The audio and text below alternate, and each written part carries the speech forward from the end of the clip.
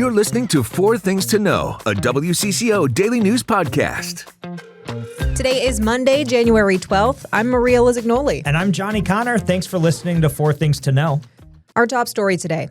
It was an emotional weekend in Minneapolis as people continue to protest the immigration enforcement crackdown happening here. We saw thousands take to the streets just days after 37-year-old Renee Good was killed by an ICE agent in South Minneapolis. Today, as protests continue, hundreds more agents are heading to the Twin Cities for backup. That's according to Homeland Security Secretary Kristi Noem. Our Barrett Leone has more from one of those protests at the Whipple Federal Building. It's gotten larger and they've gotten a little more agitated, and part of that reason is they're seeing vehicles come out of the Whipple building they believe to have ICE agents inside. Additionally, a barbed wire fence has been added around the building on top of these cement barricades, and there was a lot of uproar over that, some disapproval of that as well. But those barricades, no doubt, added as a safety measure for folks inside in response to a consistent group that's been here every day since Renee Good was killed last week. Now, this Whipple building, as we know, is the hub for agents during Operation Metro Surge, also a temporary home for some detainees. And the crowd we've seen outside, it's varied day by day and throughout the morning, throughout each hour. And right now we're seeing a couple dozen people out here. Their message, though, it's remained the same: get ICE out of Minnesota. That plea amplified today with the news that even more federal agents are heading here to assist in Operation Metro Surge. That additional presence is on top of the 2,400 federal agents already here. And while it's been nonviolent here at the Whipple building today, there have been some contentious moments. We might be in one right now, and we've seen some clashes over the weekend as well. Now, Border Patrol Commander Gregory Bovino is pointing blame to local leadership, while advocates we've spoken with out here, they remain steady in their beliefs. Mayor Frey told you, get the F out of this city. Your response? Again, it's unabated Title VIII immigration enforcement. Perhaps if Mayor Frey cared more for American citizens than he does illegal aliens and illegal aliens that prey on American citizens, then maybe he wouldn't have a problem here in Minneapolis. And then maybe, had he decided to work with federal law enforcement to take those criminal aliens out of his community, then we wouldn't be here. Maybe Frey needs to take a look at himself and the poor practices and policies that he puts in place. As long as they're here, I'm going to be here. We want Trump to take his ICE agents back, impeach Kristi Noem, and let him know Minnesota is not sitting down. We are standing up. We are taking a stand, and we will be here. As long as they are here, we will be here. DHS tells us that since the start of Operation Metro Surge, which started exactly a week ago, it was announced there have been 2,000 arrests. Now, despite this contentious moment we're seeing now and some of that yelling at agents and the disapproval of this barricade, the group has remained non-violent. Number 2, turned away at the door. Democratic U.S. Representatives Ilhan Omar, Angie Craig, and Kelly Morrison say they were denied entry into the Whipple Federal Building for an oversight visit. Over the weekend, the trio of lawmakers asked to be let inside for a tour and also requested a face-to-face meeting with ICE's acting director for the area. Our cameras saw them go inside, and they came out just 20 minutes later. The 3 representatives told reporters they were told to leave. What happened today is a blatant attempt to obstruct members of Congress from doing their oversight duties. We have every right and responsibility, if we're doing our jobs, to be here today to see what the conditions are in that detention center. We are better than this. This is not what our great American project should be about. The Congresswomen say their visit was cut short because the funding for the Operations Center came from the big, beautiful bill and not from the Congressional Appropriations Bill, which limited their congressional oversight abilities. And as you just heard them say, the 3 were adamant that this was not a sufficient explanation. The Department of Homeland Security is painting a much different picture, however. In a statement, DHS tells us they already told the trio their visit was out of compliance with existing court orders. According to DHS, members of Congress must notify ICE at least 7 days in advance of a congressional visit. Number 3, Minneapolis's mayor and police chief say they're concerned ICE's continued crackdown could result in further violence. Mayor Jacob Frey and Police Chief Brian O'Hara are challenging claims made by federal immigration enforcement agencies in the wake of the fatal shooting of Renee Good by an ICE officer. Homeland Security Secretary Kristi Noem described Good's interaction with ICE agents as, quote, an act of terrorism, a narrative which Frey disagrees with. Noem also said Frey is escalating the tensions after he used the F word when asking ICE agents to leave Minnesota. If you look at what's inflammatory, on the one hand, I dropped an F-bomb. They killed somebody. Weighing those two, which one is more inflammatory? I'm going with the killing somebody. And by the way, the chief and I, for over a month, without dropping F-bombs, have been warning about this exact kind of thing happening. We're not supposed to be, acting like it's okay for cops to unnecessarily be placing themselves in the pathway of a car without trying to have an avenue of escape to get out of the way.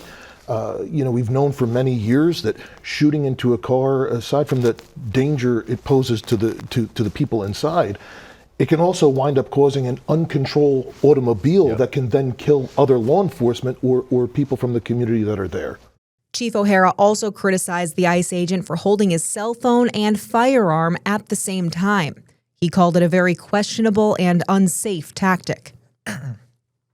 Number 4, the shooting death of Renee Good by an ICE agent has raised several legal questions. Esme Murphy takes those questions to Hamline law professor David Schultz, who has taught a class on police, criminal, and civil procedure.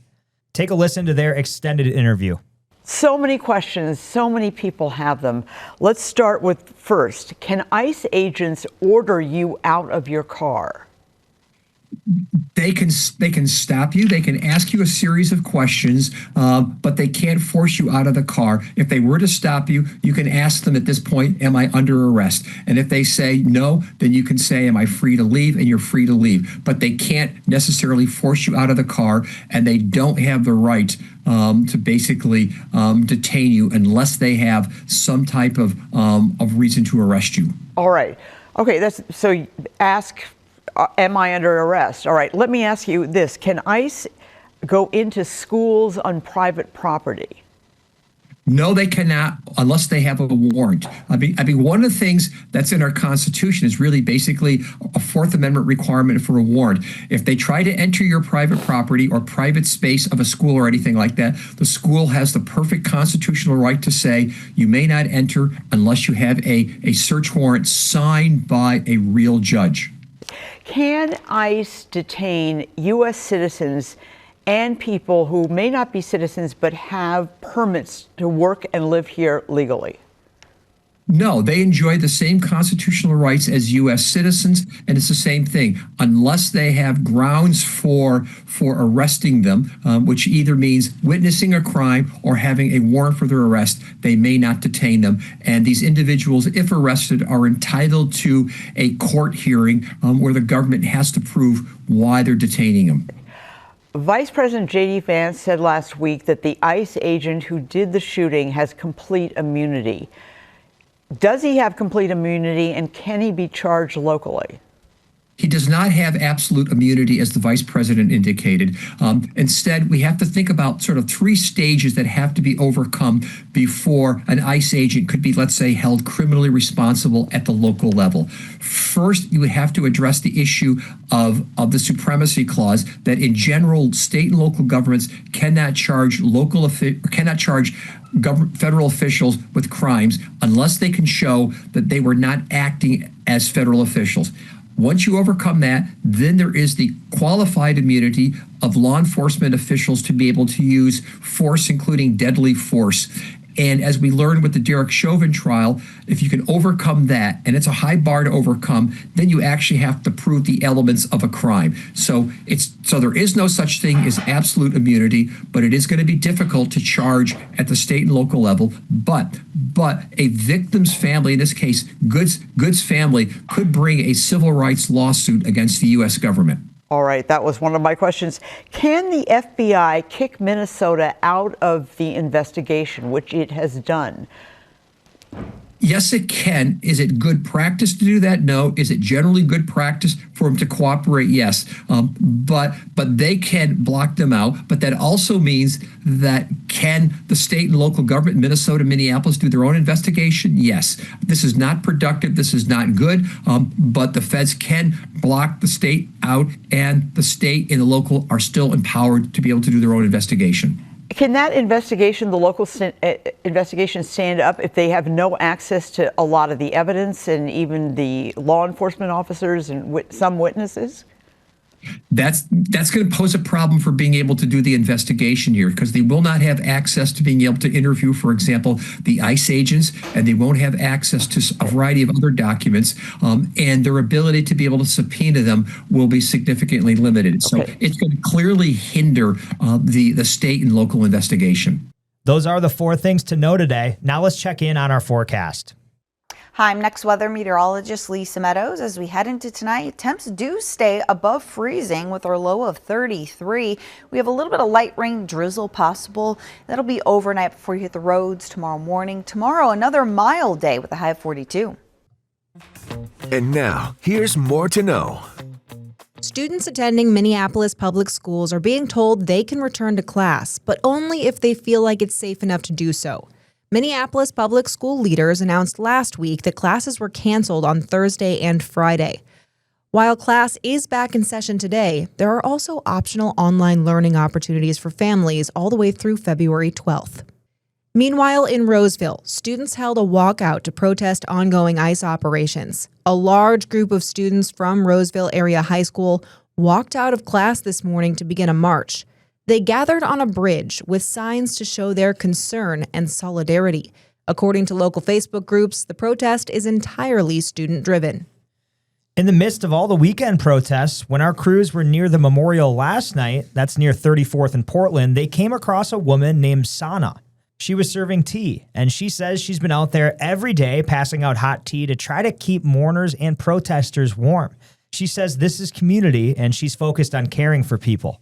This is what community looks like. It's all kind of people that came around.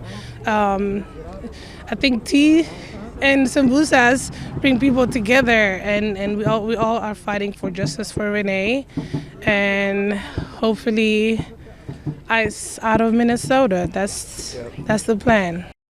Now, we're also continuing to track developments in the federal crackdown on fraud in Minnesota.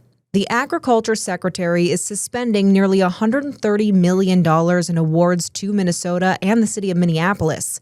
The USDA provides SNAP benefit payments. The feds said they would consider restoring the payments if Minnesota provides a list and an accurate accounting of who is receiving food assistance in the state.